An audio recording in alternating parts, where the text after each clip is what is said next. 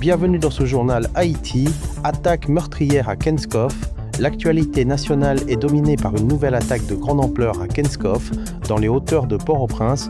Selon Reuters, citant les Nations Unies, au moins 47 personnes ont été tuées et 22 blessées lors de l'assaut. AP rapporte des habitations incendiées et des familles lourdement touchées. Le gouvernement annonce l'envoi de renforts et affirme que les forces de sécurité sont placées en état d'alerte maximale.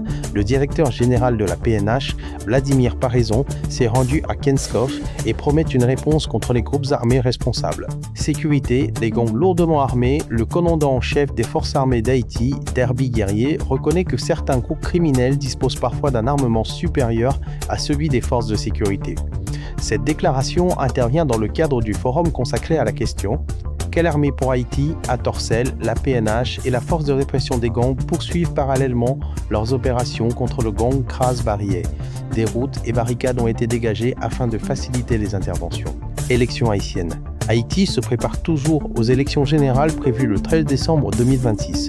Le ministère de la Justice demande à la PNH de renforcer la protection des centres de vote, des électeurs, des candidats, du personnel électoral et du matériel. L'OEA estime toutefois que la communauté internationale doit accroître son soutien à Haïti pour créer les conditions sécuritaires nécessaires à la tenue du scrutin. États-Unis, immigration. L'administration Trump prévoit de révoquer des visas non-immigrants de certains étrangers ayant demandé l'asile dans le cadre d'un nouveau durcissement de sa politique migratoire. États-Unis-Iran, un nouveau sondage Reuters Ipsos indique que 31% des Américains soutiennent l'action militaire américaine contre l'Iran, contre 37% en mars.